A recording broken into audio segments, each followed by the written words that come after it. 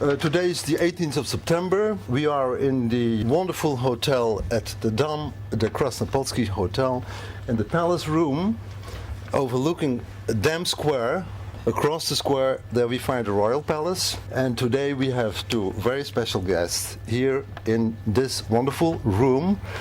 Mr. Ibrahim Abu-el-Hawa from Israel, Jerusalem, and Mr. Dries van Agt. He was the former Prime Minister in this beautiful country, the Netherlands. So very welcome for being here with us. And we know, Mr. van Agt, that somewhere in the past you have been the Prime Minister, and then your ideas concerning what was happening in the Middle East were a little bit different than nowadays. So can you please give us some information about what happened in your life that you made a certain switch? There are 2 points to be made here. One is in the 70s and early 80s, when I was Prime Minister in this country,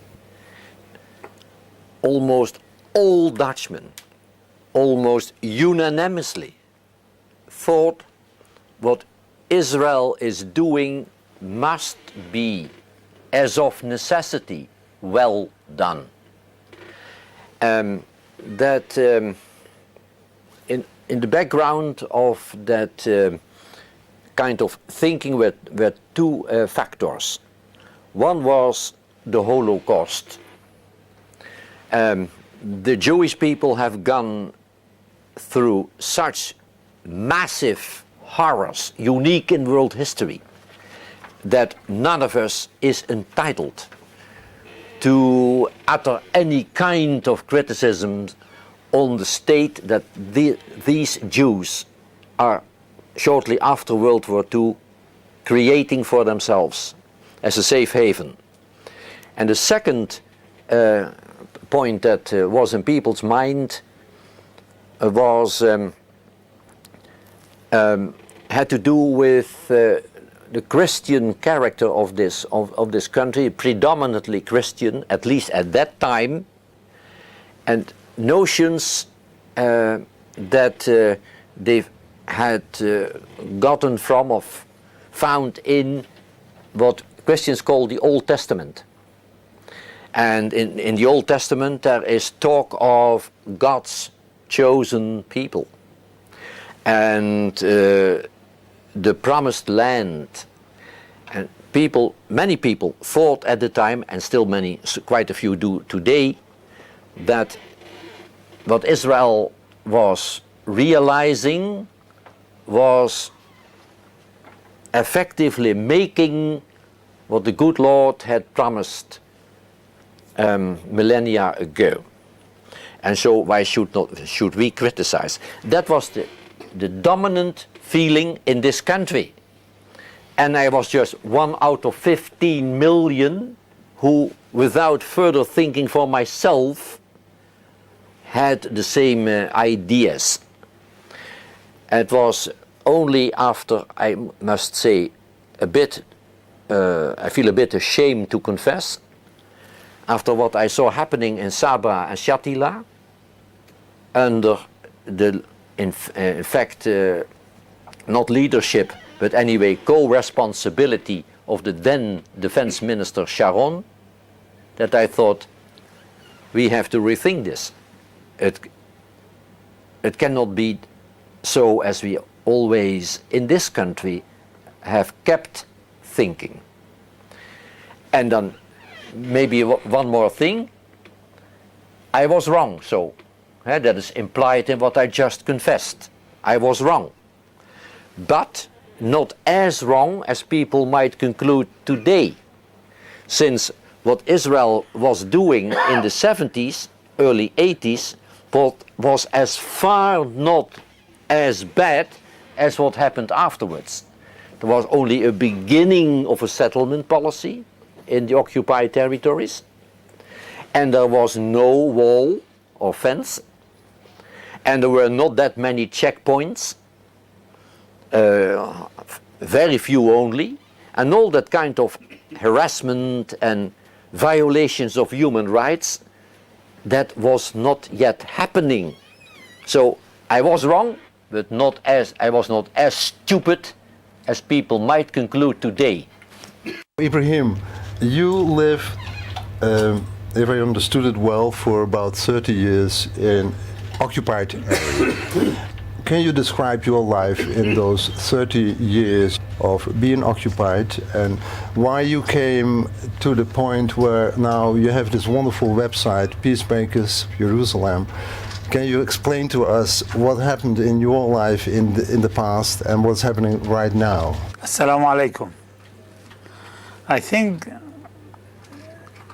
it's something really it's missing on this earth, as what I understand about my own family living on the Mount of Olives around 1400 years, and we are 14,000 memory of the family on the mountain, and today because the wall became 30,000, people move from all over the West Bank to come inside the wall like in the green line, and really something as living there through all this life as with the 14,000 memory and 1400 years living on the Mount of Olives, as we are still not recognized as a people living in that land. Right. It's not the occupied of today. The occupied is being occupied because we are never have our own money, never have really as a leader for us, and they have a two war in that land called 1948 and 67. And the separation between the same people as the Palestinian in 48 became Golan Heights, Gaza Strip, Israel, and West Bank. Mm-hmm. And that people don't study much about one another, because in all the book of God say you have to love your neighbor as your brother as yourself. Yeah. And that's what missing today.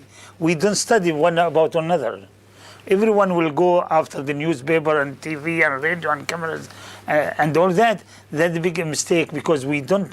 It's not the separation wall what we have separate me and my brother. All the wall built today between all over the country is never been built between Israeli and Palestinian. It's all the wall till today. Like I live here on Mount of Olives, and I have a wall here in front of my home, and down below is Bethany. And after Bethany, there's a settlement called Ma'ali Adumim. The wall have to be built here, but they make like we are in the Green Line, West Bank, and Israel after that, all the way to Jericho and all that. And I don't feel it is the problem between the nation. Each one we have to go back to God and to love one another, and don't close that walls and do that. The wall is not going to be more strong than Berlin Wall or anything. Is it in that country we are choosing people, because we are both the seeds of Abraham. And we have two different mothers, but we are brothers, because we have the same father. Mm-hmm. And you have to know there is something really you never pay attention to it. Each one of us have a hand, and each hand have 5 fingers. And in each hand, with those 5 fingers, there is a word, name of God. And this is a word in Arabic. You see, Alif, Lam, and He. Allah, Wahad. God is one. Allah, Alif, Lam, and He. Allah, Wahad. And in Hebrew, Hashem, He, Shin, Mim, Hashem Ahad, as God is one. We are chosen people in this land. Our suffering from all those factory, all those business people who build weapons and guns and machines, they are too smart. They must dig and find some problem somewhere to keep fighting. I don't believe there is a problem between me and my cousin as a brother, as a Jew in that land. I've been working 34 years in basic telephone company. I've been as a father and friend and brother to everyone. I never be a boss.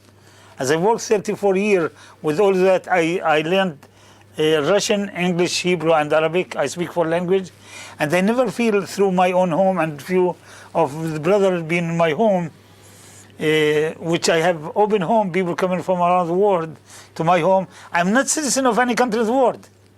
I never have passport. I came here and at the security in your country today, they told me, who are you? Who give you this? Where is your passport? I don't have passport. I have travel documents say, I born in Israel with no Israel in 1942. And they give me citizen on the same Israeli paper, I'm Jordanian. Jordan is not happy to have them citizen on Israeli paper. However, the security, they've been asking one another. And they told me, who you know here? I told them, yeah, I will call. He's a friend of mine. They announced about with the Maghreb when Brother Muhammad came and she came to pick me up. They never saw that. They told me, that's strange to them. And I've been for that. I go with my coffee and Galavia, scared to come with that like that to everywhere because I've been in Portugal a few years ago and work the same way. See, we are here to bring a new generation. We need a leader have a heart for loving, because there is 99 name of God in the book of God, in the Quran, and one of the holy name is love and peace. And if we don't have love and peace for us, we are not worth anything. We have to love one another. Yeah. We have to study about one another. If we don't visit one another, we don't know anything. Thank you. If I remember well, you have visited the occupied areas. Can you Several please? times. Yes. Can you please give some information about what you have seen and experienced? Dear friend, there's so much misery that I don't have the adequate words available, and certainly not in a language that is not with which I'm not fully familiar. It is. Let me. I had better quote a man of the highest reputation in our world, and rightly so. And his name is the Nobel Prize winner for peace, Desmond Tutu,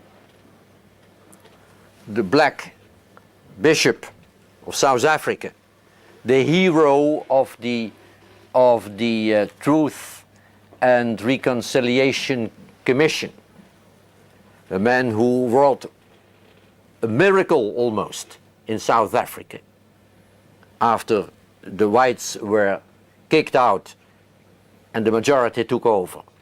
Well, that has Desmond Tutu. He said what I fully agree with. That is, I quote him almost literally. He said, I have seen here in this part of the world, in Palestine, so much misery and injustice as I never saw in my own South Africa through all the years.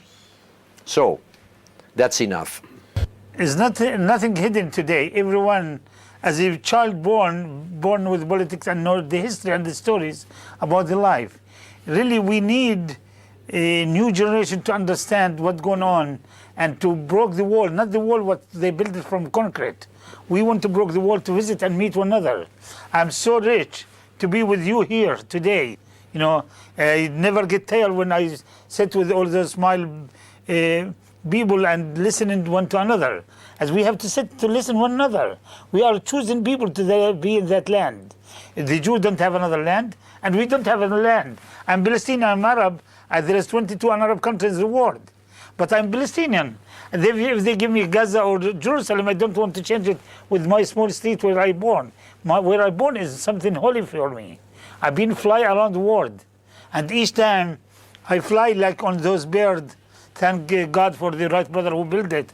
But each time I never feel much different when I fly from country. But when I landed in that land, I just come and kiss the ground and thank God I return back home. Because there is a home. For each one there is a Mother Earth and Mother where he live. We have to bring all of our children back home. It doesn't matter. We are our heart crying for your children when they are in Europe, in Afghanistan or Iraq, because each one have a mother, and the mother is something holy, because it's nothing more than for the prophet, after the prophet and God, there is a mother. Mother holy give her life to us to grow and suffering all her life when we are so kids Each time when you cry, you hear her heart crying. And now we are in front of our mothers, we are all kids. We never be grown, because the mother always like to protect us. And that's what we have to study and to learn to one another. And they've been, I have a home to bring people. I have on the table Jew, Muslim, Christian, Buddha, and I fly around the world. That's how we can learn to one another. We need new generation to bring love. And you have to know, I just want to say one word. There is no peace, and there's no one will rest in this world if Jerusalem there is a problem. Jerusalem is the key. Yeah. Jerusalem is the key for loving and peace. And we have to love, and we are choosing people to live in this land, and there's plenty room for you and me and for everyone. Thank you. You say that the position of Jerusalem, especially the old city, is a very important part of the future peace solution. Is that right, what I say? It's an important city for everyone on this earth. Because if there's a problem, you cannot come visit me. If there's something wrong there, you cry for it. You give your life to that city. It don't matter who's control it. You will give your life to that city because this is holy for everyone. What can the ordinary people do in all countries all over the world, also in the Middle East, to help establish peace in the Middle East? First, what I understand, what people study and learn and read the newspaper and listen to the news daily, they cannot know much about us. I ask everyone to come to that land, because that land as a holy city, especially Jerusalem, if we have the biggest salt as the Dead Sea, we still have bring material to clean from overseas. We bring the climb where they brought it from Holland, from all that. The city of Jerusalem, the city of Jerusalem, the income of Jerusalem, the tourists. If there is no tourist, no life. And we call the world to come to Jerusalem. As how you going to come when you hear bad news? We have something good. We need peace in that city to bring you, because I hear, and so especially American, when they come to the land, them families, they pray over them because they think they are not coming back. They're going to danger country. And that's what we want, peace in this land. Stop shipping to us weapons and guns and machine. We have something called sulha. Sulha, to bring peace between one another. When two boys or two guys fighting, or two families, one came in the middle to bring love in the middle for a cup of coffee. We never go to police station or lawyer or court. And I feel as between 14,000 memory of my family, we are the rich people in the world through my travel around the world. We rich because you see how people suffering today with divorce and all that stories. Between the 14,000, almost zero divorce. Because anything happen between the couple, as the older people go and fix it between them and live together. As you see how children rich when they live without separation, no father, no mother, like what happened around the world. I'm sorry to say that, but that's what happened in the world. But there, as a family, we are there. Strong foundation. Thank you. May I add something to that? Yes. That is, you rightly said, and we should keep saying all the time, that there cannot be peace in the Holy Land unless the inhabitants of that land, be they Israelis or Palestinians, finally start to fully accept and respect each other as children, grandchildren, great-grandchildren of Ibrahim. That is of course so. I cannot refrain myself from referring to how this operation started when the Zionist movement in the beginning of, or maybe already at the end of the 20th century and all through the end of the 19th century and all through the 20th century had the slogan, motto of their operations, and tried to induce Jews wherever living certainly after World War II, of course. Listen, here is a people, the Jews, without land. That is to say, without land with safety for them. Here's a people without land that should come to a land without people. That was the slogan. What? Land without people? In the early, in the beginning of the 20th century, 90% of the inhabitants of the Holy Land were Palestinians, Arabs. Land without people. And even in 1947, when the United Nations made its plan for a partition, still 70% of the population there was Arab. It consisted of Arabs. So there is, of course, there is a lot to be done also by the Palestinians. But allow me to first address the Zionists, the founding fathers of this whole operation, and say, this was not and is not and never shall be a land without people, aside from the Jews, of course, that came in. No, this is a land that you shall have to share together one way or another, and to have to share in respect, and after a while, out of respect, can grow love. Well, the point of departure was totally wrong.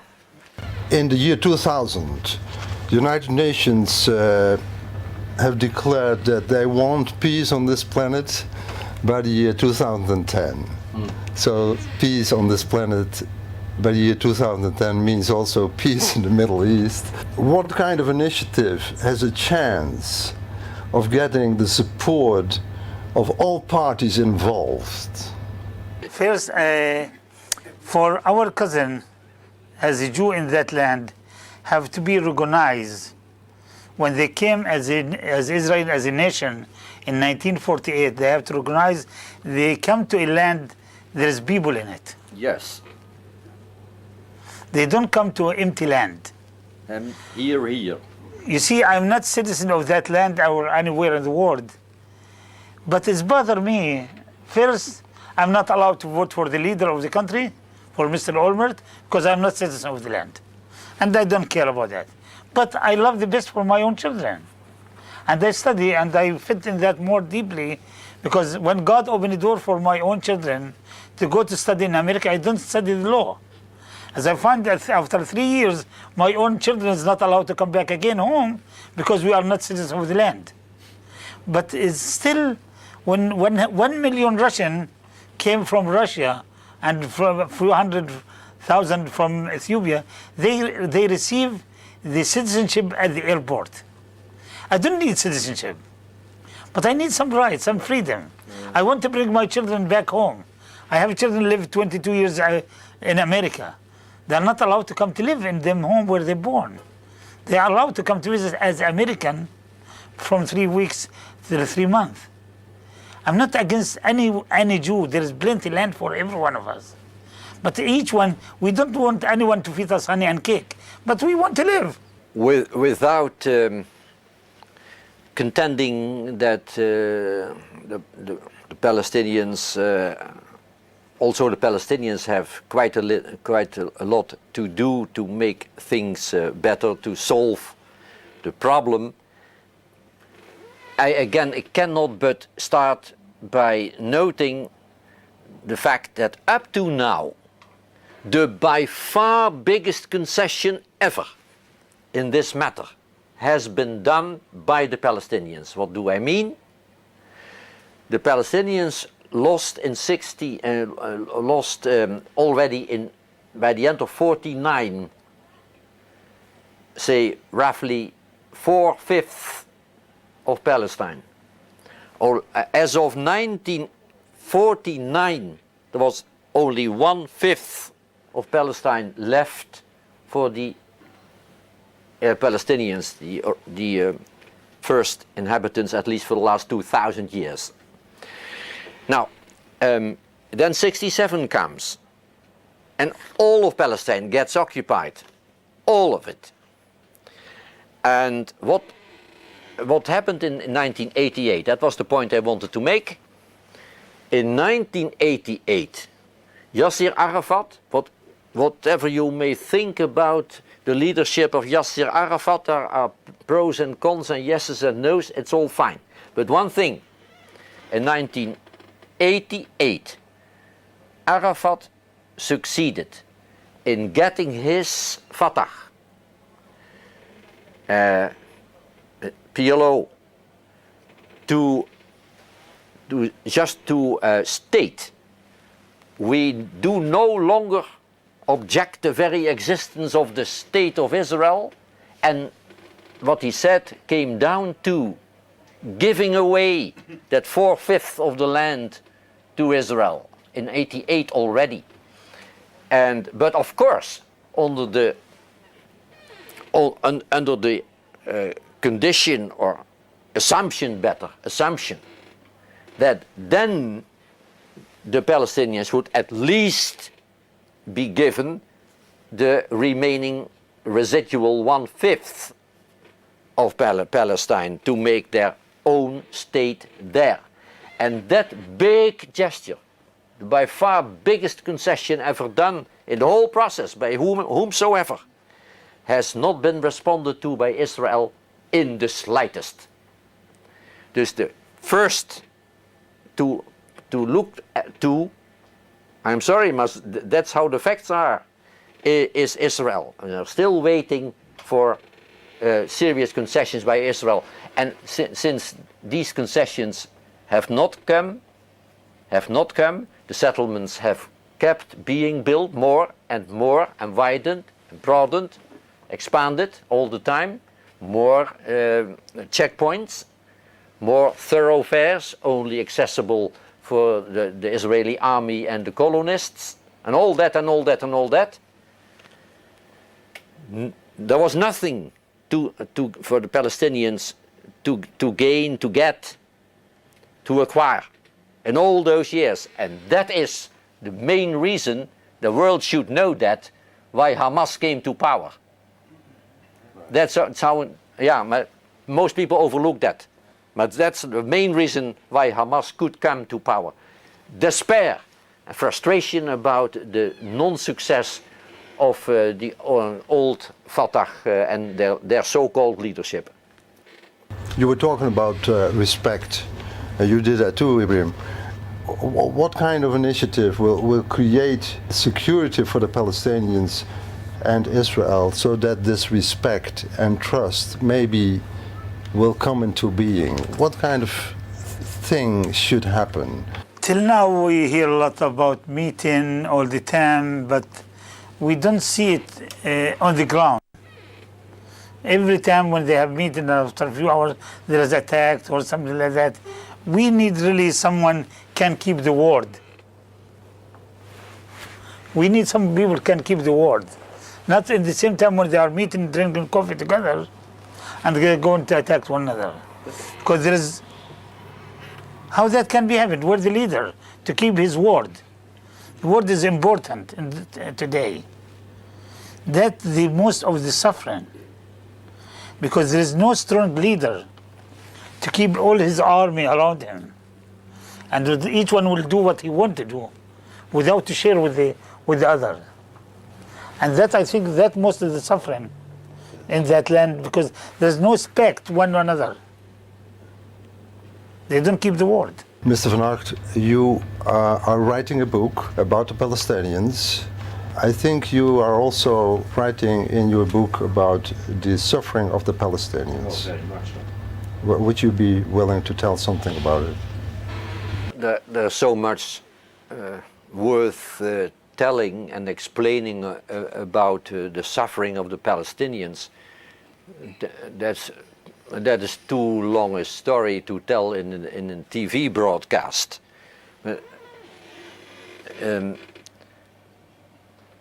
Let me say one thing, and let me again touch on a very sensitive subject in this context. and that is the world out of Israel, beyond Israel, keeps thinking of the Palestinians as, I am going to simplify a bit, but not more than a bit. These are these wicked people of the suicide bombings. It is so bad in this country, and not only in this country. There is, certainly after 9/11, there is something that is really obsessing many people's minds, and that is, you know what? Simplification. Palestinians are all Muslims. That is not true, we know. Yes, a big majority is Muslim, but not all. Secondly, all Muslims are terrorists. After 9/11, that goes down, that people just digest that easily, think. And certainly, all Palestinians Muslims, all Muslim terrorists, so all Palestinians are terrorists. And that is the thinking with so many people up to today. Okay, look, the only thing that I think, dear friend, you invited me, and I was a politician, and in a way I keep being that because that never goes away. The suffering of the Palestinians can only be brought to a close if there is going to be a viable Palestinian state, sovereign and viable, their own state. Now, how to create such a situation?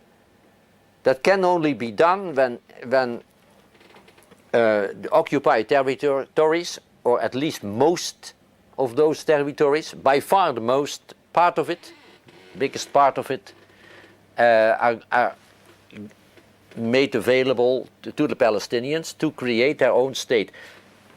Viable means contiguous, inter alia, dus not cut into a lot of pieces, not a system of open air prisons, as the Israeli professor Tanya Reinhardt has written and said many times. Not a system of open air prisons, not a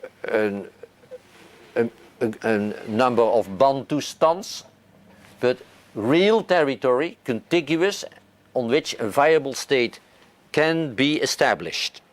Now, that means that Israel should have to remove, when I talk about West Bank and East Jerusalem together, then it is 450,000 settlers. Gaza, remember all the hullabaloo about Gaza? Yes, it was a dramatic operation, but it regarded 8,000 settlers. And now I'm talking about 450,000 settlers. That is, one must conclude in despair, virtually impossible. So, and if that turns out to be impossible, as we all fear it is, then there is only one thing left. That is the simple solution, the most reasonable of all, to then jump to the conclusion, the compelling conclusion, let all people, inhabitants of the Holy Land, all people living on Palestinian territory, be together in one state. Just in one state. Then there is no settlement problem anymore, or hardly any. Anyway, it's much smaller. In one state. But that means, my friend, that the Zionist movement will have to drop its core thinking of a state that is dominated forever by Jews, and in which non-Jews will be second-class citizens. That is the big concession that then must be done by the Zionists, and that will be that will be very, very difficult indeed. I almost started cursing, but my language remains pure. But that's it. That is either give the Palestinians their 22%, but then in full or almost in full, so that they can create their own sovereign state on that 22% of the residual land. If you can't do that, because of settlers and what more, then there is no other choice, thinkable, conceivable, than, okay, then one state for all, and then we have South Africa as the example. And just say a few more words about the suicide bombings. One, the suicide bombings, and then of course I mean suicide bombings aimed at civilians in Israel, are despicable. Yes. Absolutely despicable. Absolutely, yes. And, by the way, extremely stupid, since they have done an enormous, immeasurable damage to the cause of the Palestinians in the world. We all know. Yeah. But I think it's fair and important, yes, necessary, to add a few notes here. And that is one. When did the suicide bombing start? They did not start before the beginning of the 90s.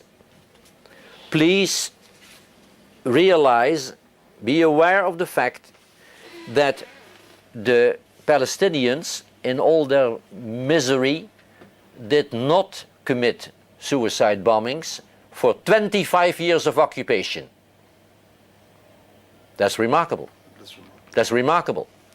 And the other note I wanted to make is this, that yes, the despicable suicide bombings, but all statistics we have about Palestinian civilians being killed and maimed up to today show that the number of Palestinian victims, civilian victims of violence committed by the Israelis is at least 3 to 4-fold of all the casualties by suicide bombings. Then we should add that also. Concerning Theo de Graaf, when he was still alive, Yeah. he had an initiative, an idea, to organize a conference where historians, psychologists, scientists, leaders from various religions, and many people, also artists, would come together to research, to examine how the situation in the Middle East could be changed and how we could get away from all our ideas from the past and go into an innovative direction and come to new conclusions so that we maybe go on a path which will lead to peace. Would you both give maybe your reaction on this proposal? We always or talk and hear about peace. But who's really interested in peace? And who have the key to make that peace between those brothers? We are all, I find out we are like old slave. And always we have a boss or leader or father or grandfather. And always we have to listen to him and our head told him yes. Mm-hmm. The people, especially in they don't face the truth to say to you, what you're doing wrong, let us change, let us to find another way. But we don't find those guys to talk. With all those meetings, I cannot see some people face, there is something wrong in me. But you told me, yes, thank you. You can change me. Because you know, maybe you know more than me, but you can change me to say to me, what you're doing is wrong. Let us find another key to change. But if you always feel because I am highest, I'm older, I know more, you always agree about what all the wrong, and you don't know I'm doing wrong. And you don't face me to tell me, Ibrahim, what you're doing is wrong. Let us find another way. Let us to make a golden key to change this way. But that's the suffering of the world. In that land I can see And I walk every day in the front from my home is 200 meters. I have to walk about 4 schools, kindergarten, boys' school, girls' schools, and the college. And I look, believe me, in the school opened just 2 weeks ago. I look what the suffering in 5 years. We don't want to look for 50 years. No houses, no money, no nothing. And I can see, feel, none of the people, as the Jews still suffering, and everyone suffering in this land. What's the future about our children? None of us can give the children what they need to eat, because we have to pay school, we have to pay electricity, water, and we have trillions of dollars we spent it on war and killing, because we don't want to stop that material, the poison, the sky and our heart. We want some people to face it. Is enough. Don't ship that material for us. Let us to feed our children. Let them stand strongly on their foot. And that's what we need today. Really, I feel we pray hard to find a new generation. Sorry to say, as we need young, who have a love, have a heart for loving the Mother Earth and the people on the earth. It doesn't matter if you are Christian, Muslim, Jew, Buddha. We need our children to grow in love, to break the wall and bring love to the nation, to those youngs. In the longer run, will a happy future come into being for that land, for that battered land of Palestine, Holy Land? I think notably the Israelis should realize that they are in the Middle East. That is not in their mind. Why do the Israelis want to be a part of the European soccer competition? They are not in Europe. Why do the Israelis participate in the annual Euro Song Festival? Euro Song Festival. They are not in Europe. And that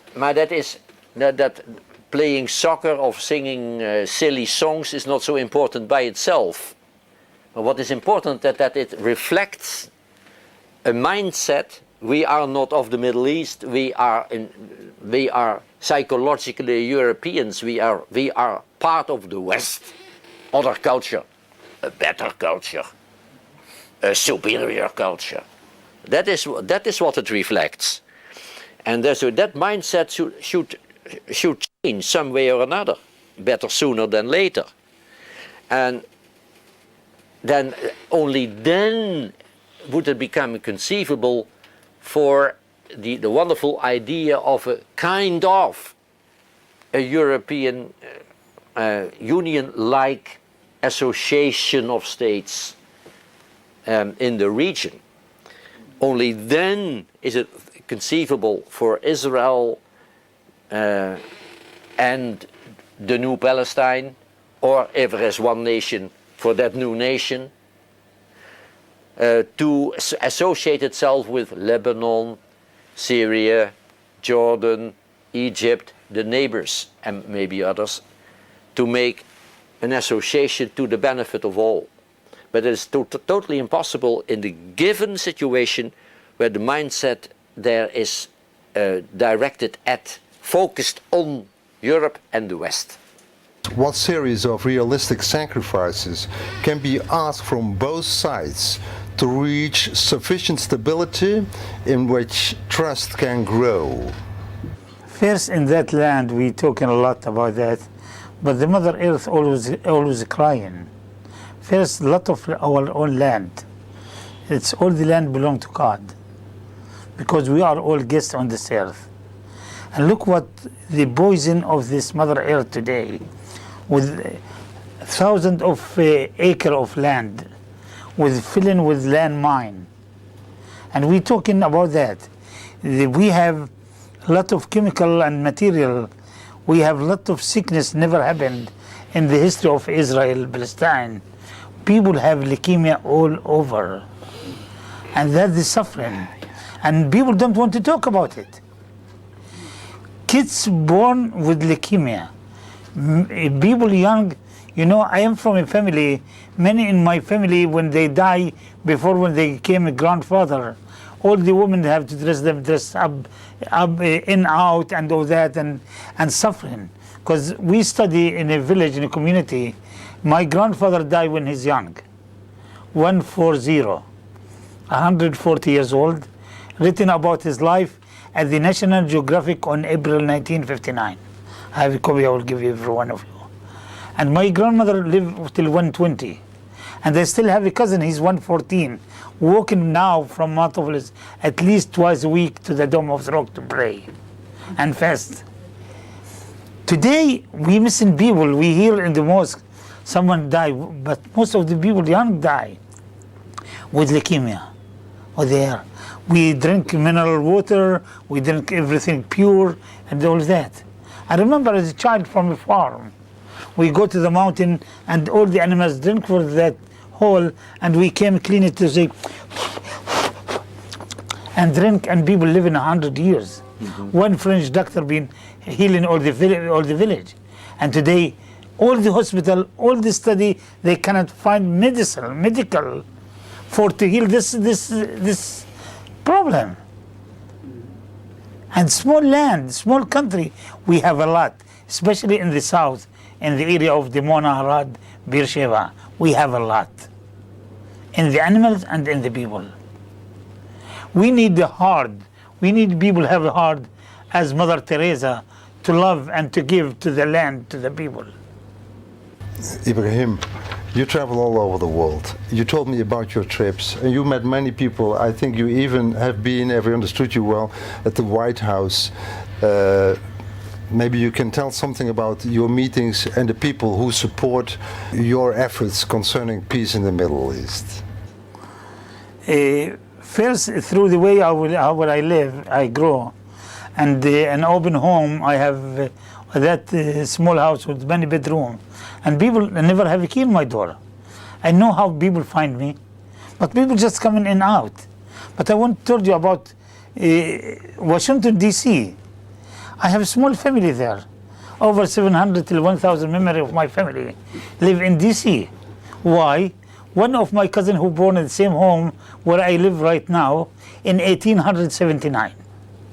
In 1894, a boy, no shoes, no language, no ID, nothing, ran away from home. No mobile, no phone, but mom, with the heart of the mother, been looking for her baby. 14 years, mom looking for her baby, don't show up. The boy walked from Matopolis to a city on the north called Haifa in 1894. He saw the ship inside the water, jumped in it, hid himself between the boxes. They took him through Suez Canal to England, all Asia. In 2 years' time, he worked in the kitchen, big few words from different language, arrived in the street of Washington, D.C. As we have over 700 members of my family living in D.C. now. We have restaurants, we have stores, we have shops, we have everything. We have 1,000 in Yemen, we have 1,000 in Jordan. Through the war and all that, the people running for looking a job, and we have few hundred. We are choosing to live that. But the leaders have to study us, have to study both of us. To organize, they came to that land and there's people live in it. Yeah. And you see, when 1 million Russians come to the land, they have citizenship of that land. And I'm nothing there. I read here on your business card, Ibrahim, may peace prevail on earth. Yes. Now the question is, how can the destabilizing elements with their own non-peace agenda be kept at bay long enough to give the workings of peace the time needed to grow roots? So you understand the question, right? All those elements who do all kind of things which have nothing to do with peace and destroy the peace process, how can they be put at bay? What's your reaction to this question? Maybe you both have an answer.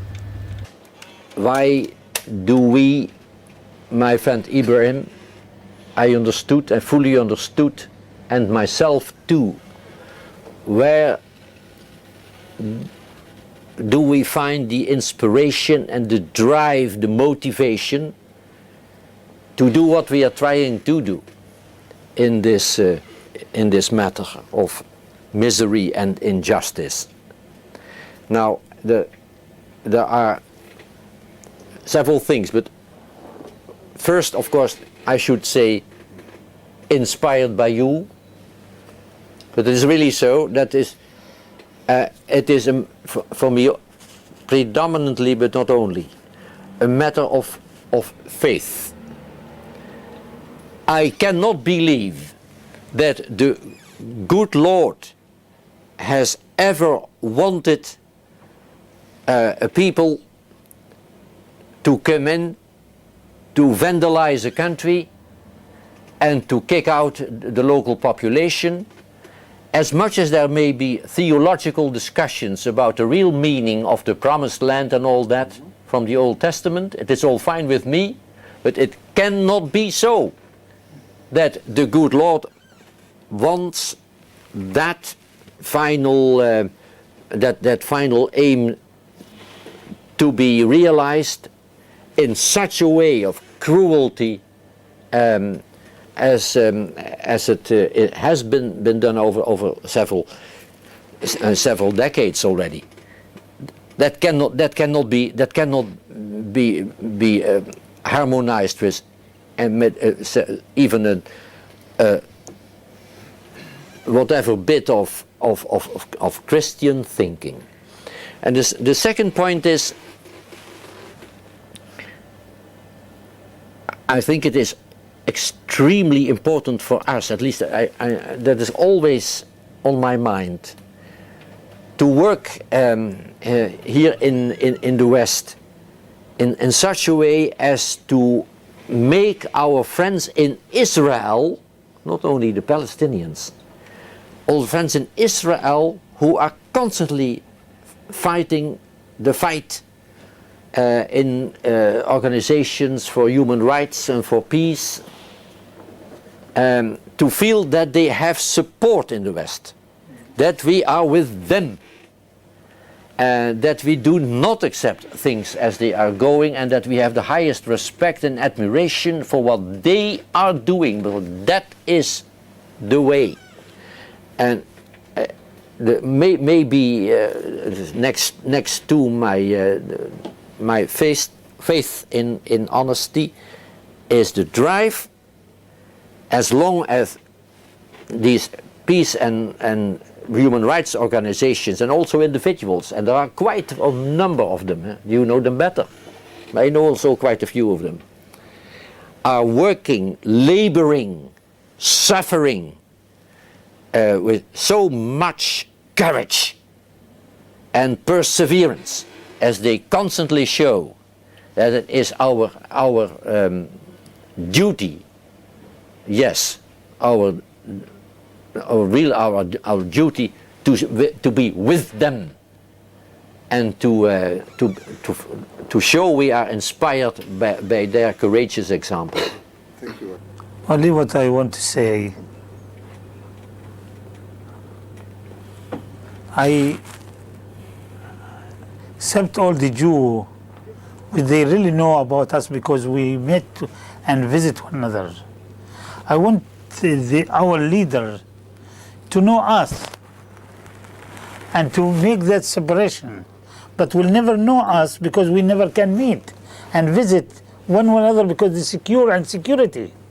I cannot come to that leader or officer to talk to him because I'm Palestinian, I'm danger. So I cannot talk to everyone, but I'm happy when I saw many rabbis come into my home and talk to the world. Yes. I've been just 2 weeks ago with the grandson of the third of Martin Luther King. When he came to Jerusalem, I worked with him at the Holy Sepulchre Church, at the Wall and the Aqsa Mosque. I've been with him just two and a half weeks ago. Wonderful. Yeah, that's how we can study. And more, he walked, sorry, he walked in the city, he been in Bethlehem, Hebron, everywhere, no security. No secure. He walk like and hold me between his arm and go and walk everywhere. You know, but that's the door. If we meet and we reach and go, because we are choosing, we have the same air and same water and same sky there. We have to meet and to talk to one another and eat piece of bread and salt together to have really to be strong brothers.